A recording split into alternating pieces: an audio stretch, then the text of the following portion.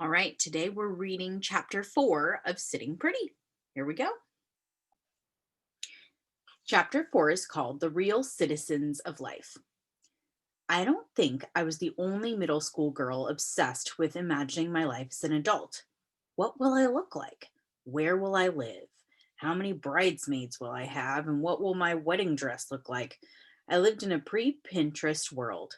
I cut out pictures from magazines that helped me imagine my beautiful future life, pictures of happy brides and sophisticated women with shimmering hair and smoldering men with well fitted suits, and taped them onto my closet door, tucked them into the frame of my dresser mirror, and glued them to poster board that I labeled with silvery gel pens. One elaborate fantasy sequence is recorded in my Anne Getty's diary. Here are the basic details of my 13-year-old dream world. I have long, shiny hair. I live by myself in an apartment with every hair and makeup product I've ever wanted, including spray lotion and yummy smelling shampoo that costs lots of money. I have a wardrobe of classy pencil skirts and silky blouses for my job. I work in some office overlooking a nondescript city, doing something creative that keeps me very busy in a fulfilling sort of way.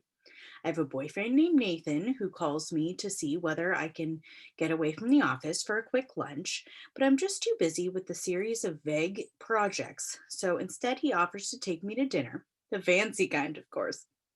I'm late to dinner because I'm just so busy and important, but Nathan waits anyway because he just loves me so much. We have an im- imprecise kind of fun at dinner, and then Nathan drops me off at home with a Bath and Body Works bag of products that I go use alone. In every scene, this is one doozy of a detail. My body has no trace of disability. Through all of this, adult Rebecca walks gracefully down the street and up the stairs to her chic apartment. Perhaps most striking to me about this fantasy is that it's never ever struck me as silly or unrealistic to erase the fundamental mechanics of the body in which I live. At 13, I was already permanently disabled, and yet I felt compelled to leap over this unchanging fact so I could dream up a life of fulfilling work and male adoration. Why? Without having the words at the time, this was the universe that I had to come to understand. On the one hand, there were the real citizens of life, the ones with whole planet was built for, who was beautiful and capable and desired. They were the ones who fell in love and had careers and families and dramas at school and stories worth knowing. They were worthy of jealousy, love songs, and starring roles. I knew who they were because their images flooded every screen, every magazine page, every billboard, every CD cover. They populated the sitcoms, movies, and music videos. They were the cast of Saved by the Bell, Friends, and Dawson's Creek. They were the Spice Girls and the Backstreet Boys. They were Jack and Rose, Allie and Noah, and then there was me. Jack and Rose was the Titanic, and Allie and Noah was the Notebook. FYI. I internalized my role early and continue to be reminded of it with consistent reinforcement. With experience and time, I learned that the best I had to offer society was to inspire the real citizens of life by smiling on the sidelines, being joyful despite my wheelchair. I was a tool for keeping them grateful and motivated to seize their days. I was here to teach them the loftier nuggets of wisdom, like how to live life to the fullest, to provide an opportunity to prove that they were really a good character. I wasn't here to fall in love, become a parent, broker the deal, crack the case, offer sex appeal, save the damsel, or be president. If I forgot my part, even for a moment, or attempted to audition for another position in the story, there was always another character there to nudge me back to that little piece of tape on the stage marking my spot. As I've gotten older, I can see it even more clearly, the elaborate stage performance with assigned roles that we as a culture perform together. For most of us, we learn how to play our parts as we go along. We pay attention to cues, we watch how the other characters interact with us, we see what happens when we step outside of our designated roles, and soon we learn the precise parameters of the characters we play in this story. Some of us get parts as the real citizens of life, and we strive very hard to hold on to these sparkly roles, terrified of losing our positions or anxious we are about to be discovered as frauds. Or some of us hardly realize the role that has been handed to us at all. What other parts would we play? Most are denied these prominent roles and are sent immediately to the margins. For a good while, I really did think I was the only one on the outside. It took some time to realize that others, many others, were there with me.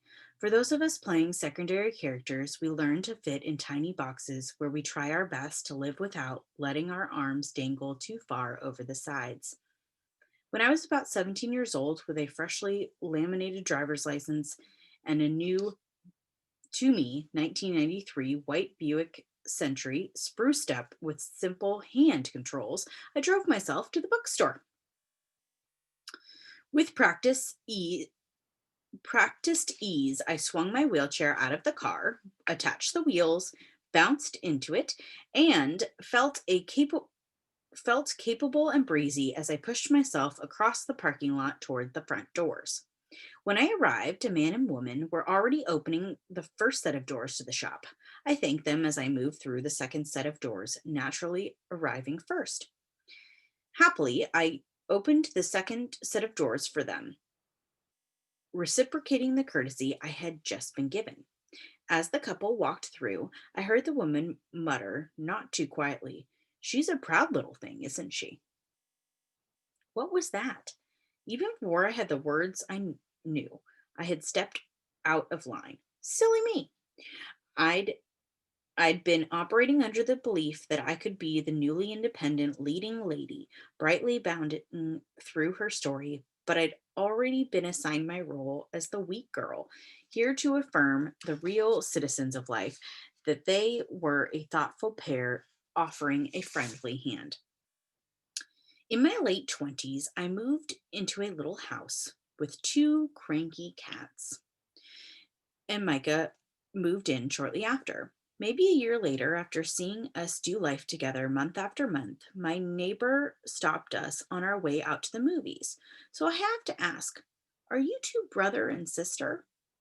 He seemed genuinely puzzled, which I suppose makes sense considering he's seen us holding hands, kissing, and flirting for the previous 12 months.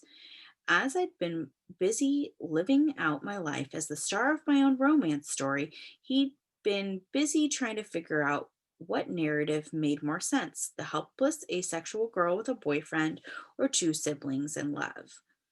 How far must he stretch his imagination to see me and my chair as a legitimate romantic interest? It seems it was hardly fathomable to him. I took a beat, tilted my head, and looked back at him. No, I said, amused and not laughing. He's not my brother. During the last year of graduate school, I traveled a lot. Near the end of a road trip culminating in a visit to Albuquerque, where I presented my work as at a professional conference, I'd driven 2,681 miles across the country. I'd rented cars, always taking the three extra steps required to book one with hand controls, booked hotels, put gas in my vehicles with my own money, and presented my original work to people who cared to listen. To be perfectly honest, the room wasn't packed, but you better believe I gave the most animated talk. I found my way around the unfamiliar city and felt my abilities stretch and hold me. As I was filling up a soda on my last stop, on my very last leg of my trip, I was feeling grounded and unstoppable, the star of a story that had hard earned professional fulfillment and personal peace on a solo road trip across the United States. This was also the precise moment a man I didn't know pushed a wad of ones and fives into my lap. I was in a wheelchair for 2 years, he said. I know what it's like. I looked at his bills bewildered. Suddenly, I was the begging cripple of this story, useless and desperate. No, no, I don't feel comfortable, I said, pushing the money away. He kept talking, explaining just how much he understood, how he wanted to help people like me. His confidence in the story he was telling us was louder than any other noise in the building. He was intimately familiar with the begging cripple role and stood tall in his part as the compassionate helper. Meanwhile, my brain turned into a flat white screen, searing and blank. I got in my car feeling so small. It is a fact that a person with a disability is significantly less likely to be gainfully employed.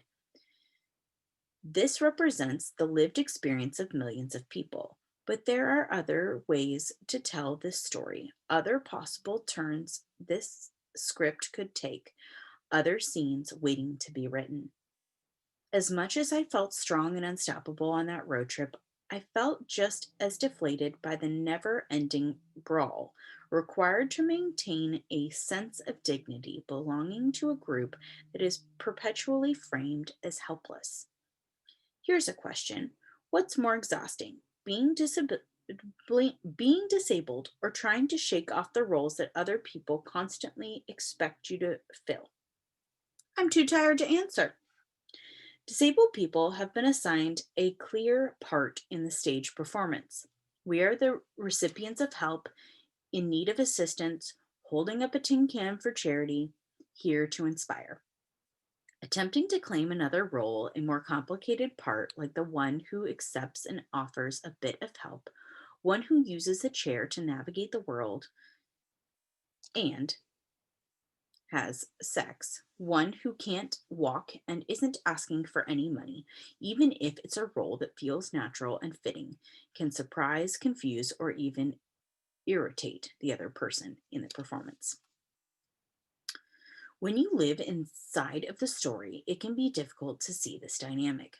We begin to believe things like this is just how it is. This is how the world works, like hydrogen bonds or gravity. Forgetting that while the very first authors of ableism may be long gone, whoever they were, we are still performing these outdated roles. And guess what? Stories can change. One of the spaces where we already and actively workshop these narratives is in the stories we tell on screen, through speakers, and on pages. We're currently in a time of great revision. We're opening our eyes to the limited scope of our previous stories and realizing there are way more voices to amplify in our narratives. Things have changed a lot since I was 13. It used to be assumed that movies, television, stand up comedy, and advertising would feature a narrow, celebrated swath of our population. But there's been a slow shift away from that in the past decade or so. The Clint Eastwoods, Tom Cruises, and Matt Damons are no longer the only ones occupying our screens. Films like Black Panther, Get Out, Black KK Klansman, and Crazy Rich Asians show that people are excited about good stories told with casts made up of non white folks. The box office sales and award shows wins co sign this shift.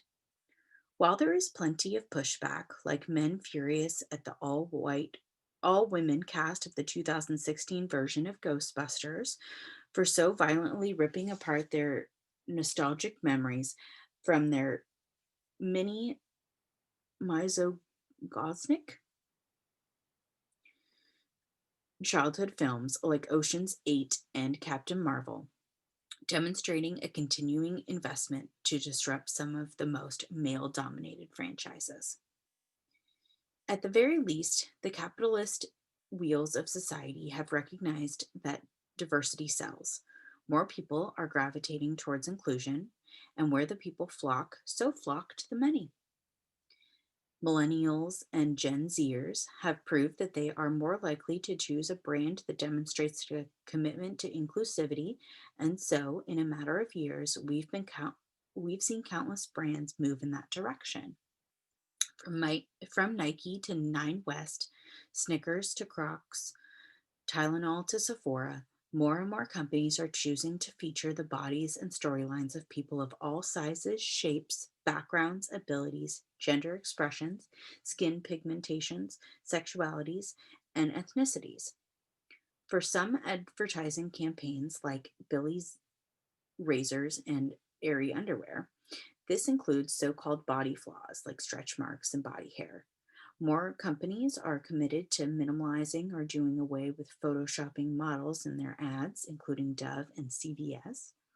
And this inclusivity isn't always limited to glossy ad pages. Target launched lines of adapted clothing and sensory friendly home items, including products like weighted blankets and cocoon seats for kids with a range of sensory needs. Microsoft came out with an adapted Xbox controller that doesn't demand the same fine motor precision of previous controllers. So, wow, right? Look at all that big, bright, gorgeous, messy, real representation of humility. Inclusivity is where it's all at, the wave of the future, the place to be. But instead of checking the box on diversity, done, this hard earned progress only leads to more questions and considerations. Mindy Kaling's film Late Night gives a bright snapshot of disability and storytelling today. It has the gloss and beat of a romantic comedy, but it tells the story of two women in a first and final acts of their careers, ultimately working to make the entertainment industry more inclusive. Kaling's character, Molly Patel, is a South Asian American woman who finds herself working with a team of all white, all male writers on a late night show hosted by Emma Thompson's character, Catherine Newberry. Molly showed up in the writing room with a fresh diagnosis for the show's growing staleness over the previous decade. She offered new jokes. She called Catherine to a brave authenticity other other artists and writers aim to erase. What a beautiful illustration of the ways inclusivity makes us richer, smarter, fuller, better. I'm here for this. At the film's end, the camera pans across the new writer's room that Molly and Catherine assemble. In stark contrast to the film's early scenes, only like three white dudes are left at the table. The new working place is bursting with vibrant diversity. Also, I didn't see a single disabled body at that table.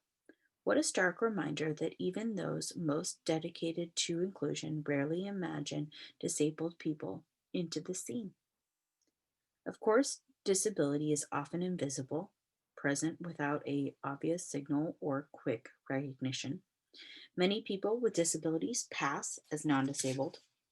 In other words, it's possible that disability is still part of the imagined inclusion space in the final scene of Late Night. But I don't think it was on the radar for any of the writers, directors, producers, or performers of the film because one, the scene is full of people who are visibly pushing against the white male status quo. Two, the story does include one disabled character who plays a very different role in the story. Catherine, Catherine supportive back behind the scenes, heartbreaking sick husband Walter, played by John Lithgow. Walter is a quiet and steady support to his wife. Yay! Plays piano alone in the back room during his wife's glamorous party and is quite unhappy about the deteriorating state of his body as he ages with Parkinson's disease. He's sweet and sad with a splash of victim. There's nothing inherently awful about including this kind of character in a story about two strong women. This film isn't about husbands, it's not about disability, and that's okay. But Walter's character in the final scene of the film reveals a whole staff of story makers who agree that this right here is what vibrant, exciting, worthwhile inclusion looks like, and that over there is what disability looks like.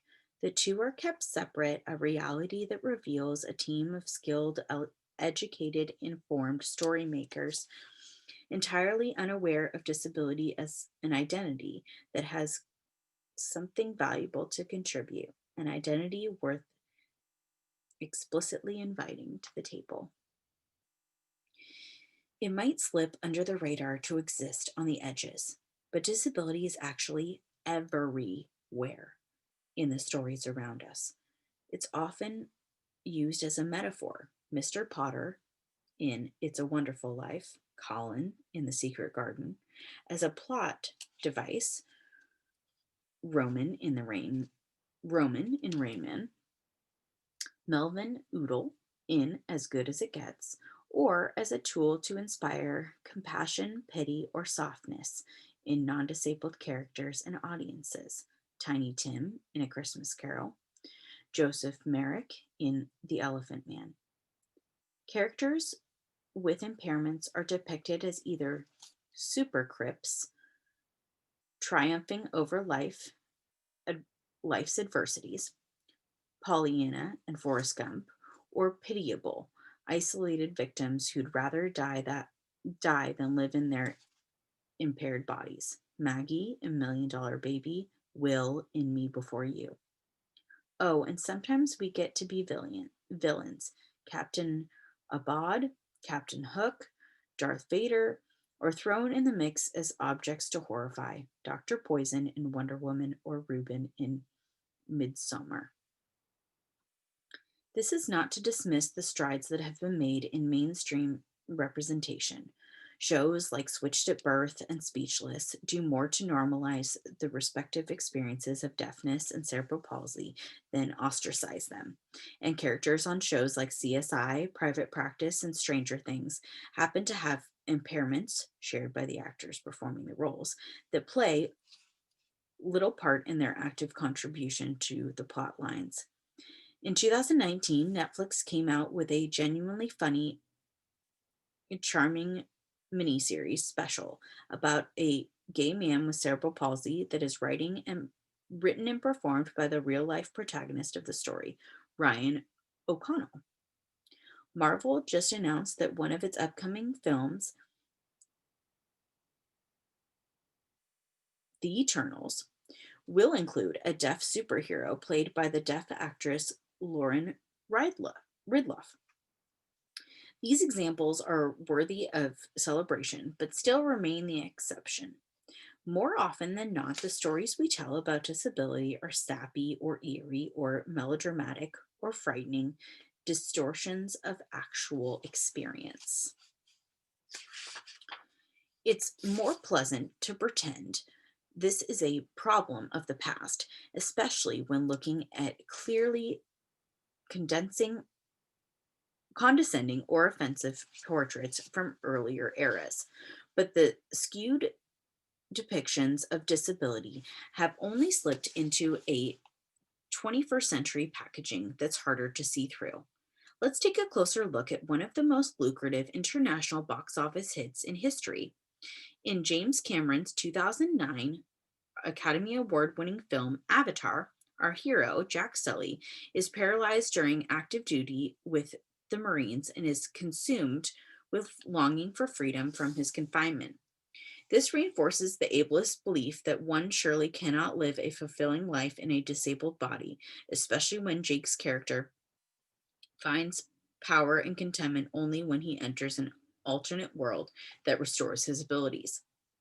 To make this conversation even trickier, films doing powerful good for one group of people can simultaneously participate in reinforcing reductive stereotypes for another, as we see in Jordan Peele's thoughtful, smart, and rightly celebrated Get Out. Even as the film gives a searing portrayal of liberal racism in the 21st century America, it leans on a tired disability trope, the chilling blind villain who will commit atrocious acts just for the chance to see again.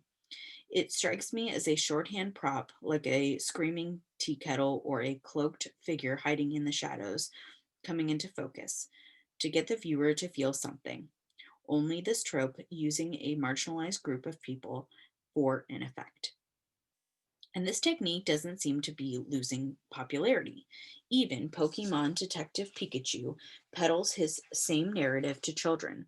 The supervillain plaguing the city is an angry Bill Nye in a wheelchair who recklessly manipulates and destroys, driven by a violent passion to restore his body to its original abilities. Poor Micah regretted sitting next to me in the movie theater as I whisper yelled at the screen, "Learn how to tell a new story, you ableist toad pots! There's You're 100 years late. This is boring." Another common trope affirms that disabled characters are always longing for a whole body through a fantasy sequence, a moment of respite from the burden of disability to relish a pure working body, even just for an imaginary moment. Fox's celebrated Glee includes the scene where Artie, Kevin McHale, jumps out of his wheelchair for a full sequence. James Marsh's 2014 Academy Award winning movie, The Theory of Everything, shows Stephen Hawking, Eddie Redmayne, getting out of his wheelchair to walk across the floor and pick up a woman's fallen pen. Guillermo Toro's gorgeous 2017 Academy Award winning film, The Shape of Water, includes a musical number during which our mute protagonist, Elisa, Sally Hawkins, is suddenly able to sing her heart out. With each fantasy scene, time slows down and the characters exit the confinements of their ordinary lives for an alternative paradise where everything is finally made right. The lighting changes, the music swells, the viewers are able to take a deep breath and bask in a vision of the way things are supposed to be. The fantasy sequences depicted on the screen feel so distorted from reality that it took me more time to even recognize the possible overlap with my own 13-year-old fantasy sequence scribbling into my diary. How is my vision of a future walking self any different from Eddie Raymond's playing an aging Stephen Hawking, lifting himself up from his wheelchair to pick up a pen on the floor? The fantasy is held up as some kind of culminating, heart throbbing moment to capture his character's deepest longing. If only, it whispers, hand clutching heart. The amount of screen time, the tone of the music, the altered lighting place these moments on a pedestal that hardly seem comparable to my very ordinary, fleeting childhood daydreams. More than anything, I see one fundamental difference between these on screen fantasies and my 13-year-old musings. My diary, my diary dream wasn't wrapped up in having legs that obeyed my own order. I just wanted the kind of story that seemed exclusively available to non disabled women. I wanted a fun, challenging job, a boyfriend, a cool apartment. I didn't know the girl in the paralyzed body could have that. My fantasy sequence was caught up in a complex social context, a tiny fluff of a moment in the great scope of life navigating an ableist world. It wasn't about my legs. Non disabled storytellers don't seem to get that. This idea that disabled people exist with one sole desire, one holy passion, one desperate fixation on an able body. It overemphasized and obsessively repeated. This doesn't mean there aren't any disabled people who want cures, even people who are pretty content in their disabled bodies, sometimes wondering about life with a different body. But it often consumes the character's entire purpose in the plot, with very few alternative narratives to complicate or counter it. It's an old, uninformed, one dimensional read on disability that burns on the stinky fuel of non disabled fears. Maybe one of the most striking, blatant distortions of disability was brought to us by the non disabled television personality Kylie Jenner in her 2016 photo shoot featured on the cover of Interview. Dressed in a black leather bustier and stiletto heels, Jenner sits in a gilded wheelchair with a posture some describe as resembling a lifeless sex doll. Jenner's image depicts disability as purely passive, as if her wheelchair is her cage, when in real life, wheelchairs are empowering, liberating tools for so many people. More than anything, I'm amused by just how many people co sign this project. Every detail of this image, from the early days of its conception to the final execution, was curated and crafted by a team of editors, stylists, and photographers. It passed through so many potential gatekeepers who apparently didn't consider that this photo shoot said about the real experiences of actual disabled bodies. It makes perfect sense, though. Disability appears on screens and magazine pages like an unfamiliar puppet version of real life. Because the team telling these stories, the writers, directors, and actors, are almost always only guessing at the reality. They are fumbling in the dark, observing from a distance, trying to make sense of something with their imaginations only.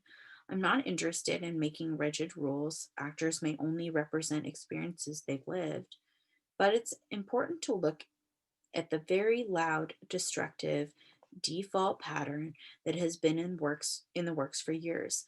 Disabled folks appear everywhere in our stories, but are almost completely rejected from writing rooms, directors' chairs, and acting gigs. The ones being represented are not consulted or included. The semester I watched Me Before You with my students in the disability and literature class, I was stunned by their reactions to the film. When I gasped in horror, they gushed and cooed at the sweet love story. It felt a profound disconnection between our viewing experiences, and I didn't know how to fill the gap. They watched the man in a wheelchair move across the screen, watched him fall in love, watched him decide to end his life, and the images didn't scrape the same tender wounds. They couldn't see what I saw, couldn't feel what I felt. How do you invite another person into the lifetime of moments, a million tiny stings? How do you translate the sharp pain that comes from seeing your secret fears confirmed that your life really is a tragedy? What words do you choose to communicate the weight of believing through your spine and into your digits that you don't belong? I wish it was possible to take my high school seniors on a field trip to the suburbs of Overland Park, Kansas in 1999. We'd file down the wrinkled carpet of the narrow hallway to my bedroom and find 13-year-old me sprawled across my bed, surrounded by magazine cutouts of airbrushed models. My atrophied legs don't match my muscularly arms. My rib cage shapes an asymptomatic trunk, and my knees are scabby from falls and bumps. As I recorded my dreams in my Anne Giddy's diary, they're filtered through the hundreds of vivid stories I had absorbed by my 13th year. On this impossible field trip, we'd take a tour of my earliest memories sitting on the couch in front of The Little Mermaid and binge watching my grandma's recorded stash of As the World Turns. We'd observe as I watch hour upon hour of music videos on MTV and every John Hughes film.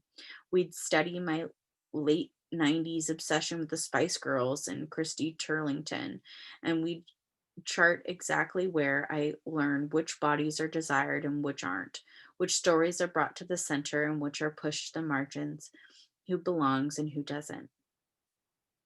I'd point out to them that in my earliest consumption of the stories around me, I instinctually assumed that my story belonged with all the other real citizens of life. Why wouldn't it? I feel like I belonged at the center of my own story. I saw myself alongside Claire Danes and the Olsen twins and Sarah Michelle Gellar. The more time I spent out in the world, though, the harder it was to see myself in that light. Then we traveled back to the morning I started kindergarten, and they'd watch as a short yellow bus pulls up to our house. They'd watch my face when I get on and find myself surrounded by a group of people I don't recognize. I'd expected to ride the bus with the kids I knew would be in my class. Am I on the right bus? What universe am I in? But this was the bus designated for the disabled kids. I learned kids I'd never met and didn't go to school with. Even by the tender age of 6, thousands of images of love and femininity, romance and success, independence and power had flashed across my developing brain. None of them looked like this scene before me on the bus, but apparently this was my story. If my students and I could take this field trip and observe it all unfolding from a distance, I wonder whether they'd been able to trace my growing shame, watch me slowly disappear, more and more disconnected from the world and myself. By the time I reached the age of my students, my diary offered a snapshot of a mind developing in a world that hadn't made space for it. Just like my imagined future with a boy named Nathan and legs that could walk upstairs, I visualized a future body that could slide right into the scenes of adulthood I'd seen performed by Julia Roberts and Meg Ryan. In a world without any pictures pairing success and wheelchairs, cute boys and paralyzed legs, glamour, and disabilities, I didn't know how to imagine my disabled body into the stories I found enticing. I knew I was real, knew I had a story to live, knew I wanted love and beauty, excitement and fulfillment. I just needed the body to match. A lack of representation shaped my perception of a possible future, abstractly and broadly, but also tangibly and specifically. In a very practical sense, I didn't know what it looked like for a body like mine to be physically intimate with another. How would we hold hands or as we strolled down the street together? How would we embrace at the airport before a long embrace or a long absence? How would we tumble into bed together? I didn't know how a stylish, accessible house looked. What do I do with all that cupboard space I can't reach? What about rugs that caught on my wheelchairs? How do I gracefully carry a cup of coffee from my kitchen to my living room without making a giant mess? I didn't know what kind of job I could have. Could I really be a teacher? What would it look like for me to command the attention of a classroom when I sit so low to the ground? These are all things I figured out. Mostly, I still spill a lot of coffee, but none of them was shown to me first. So much of my adulthood, from the big dreams to the gritty mechanics, has been about starting from scratch, building from the ground up, and adapting as I go.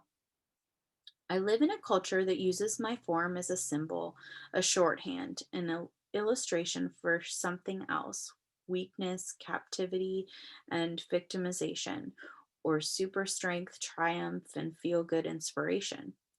Even if I do claim a narrative all my own, when I go out into public, I can feel other stories written all over my body, stories I didn't and would never choose for myself. I feel like I'm speaking the same language, but somehow my words get pulled and picked and sorted until they fit into someone else's narrative. Our stories continually reduce disability into something small, a trinket to manipulate, as if an experience as sweeping, rambling, layering, contradictory, ordinary, vibrant, and human as disability could be reduced to something so one dimensional. And in case this isn't clear, let me emphasize more is more is at stake than hurting feelings, irritations, and misunderstandings. Stories written about marginalized people embed themselves into our culture and are used to justify our politics, to arrange our school systems, to determine a hospital's budget. They enter our private homes, follow us into libraries, classrooms, airports, restaurants, courthouses, swimming pools, doctor's offices, churches, bars. These skewed, melodramatic narratives shape our cities, our communities, our social interactions. They preclude us, follow us, or they precede us, follow us, and are almost impossible to shake. When we arrive at job interviews, we go to the grocery store, show up at a fertility clinic or adoption agency, create online dating profiles, get pulled over by the police, entrust our bodies to medical professionals, pick up our kids from school, enter a place of worship. We are moving through a world where our image is shorthand for something incompetent or unreliable, helpless or dangerous, not worth living or inherently wrong, sinful or contagious, impotent or taboo, perverted or sexless. And these manifest into tangible results from neglect to hate crimes, condescending laughter to sexual assault, unwelcome prayers to exorcisms, pity to assist suicides, inf- infantilization to police violence, dismissal to invasive medical procedures, familial rejection to domestic violence, idolization to social isolation. I get it. Movies are entertainment, but these stories connect to thousands upon thousands of personal, painful stories clustered under a very real, oppressive social structure backed by the momentum of hundreds of years. So, yes, let's agree that disabled people are an essential, vibrant part of our world, and they deserve to be treated as such. But if we stop the conversation here, if we think this is all there is, we haven't moved much further than the right answer. Diversity and inclusion are good. Don't be mean to disabled people. Inclusion isn't better just because it's kinder. We should bring disabled perspectives to the center because these perspectives create a world that is more imaginative, more flexible, more sustainable, more dynamic and vibrant for everyone who lives in a body. The undeniable fact is that we all have bodies that make messes, fluctuate in size, cramp and bloat, rebel and disobey, break and heal, break again and heal, all wonky, hurt and age, speak to us, work for us, get tired, grieve, and rejoice. But mainstream narratives tell us that our bodies aren't that complex. They exist in the extremes. Thin women who eat greasy cheeseburgers every day but never gain an ounce. Uh, Badass fighters who roll over the hoods of cars with ease. Couples who have simultaneous. No, I'm not going to read that. Uh, that are devastatingly sick, only fat, and entirely broken. How many of us see ourselves reflected here? Our actual experiences exist in the thousands of spaces between. Disabled bodies have always been a part of our collective story, whether we're acknowledging it or not. And right now, they're a large untapped reservoir waiting to add texture and depth, new jokes and plot lines, curiosity and nuance, adaptability and access to our understanding of what it means to live together on this planet. As we reach for narratives that test the boundaries of identity and reimagine the expectations of gender, race, sexuality, disability is ready to contribute to a conversation that challenges old paradigms and asks new questions about what it means, what it could mean to be human. Disability can give us new stories for navigating an ever changing world. New stories like maybe hard work has its limits. Maybe our maybe your efforts aren't the best barometer for predicting your successes. Maybe the state of your body isn't actually the ticket to happiness. Maybe when someone's difference scares you, that's the precise moment to lean in, shut up, and listen. Maybe true love can be tender and caring and steady. Maybe some stuff just happens and it's not for a greater good, but maybe you'll find a way to be okay anyway. Maybe there aren't happy endings. Maybe life is more like a bowl of soup flavored with contentment and angst, victories and heartbreaks, joys and defeats, rage and peace, and maybe it's a special thing when you get to share that soup with anyone. We don't want to include disabled perspectives just because it's nice or fair to the handicapped people. We want to weave these stories into the collection. We want to consider disabled folks as worthy of their own ordinary storylines because without them, we are less robust, less flexible, and less equipped for the ride that we're already on. So, yes, representation is nothing short of everything. Thank you for listening to chapter 4. There's definitely adult content in here, so keep that in mind. Thanks so much for listening.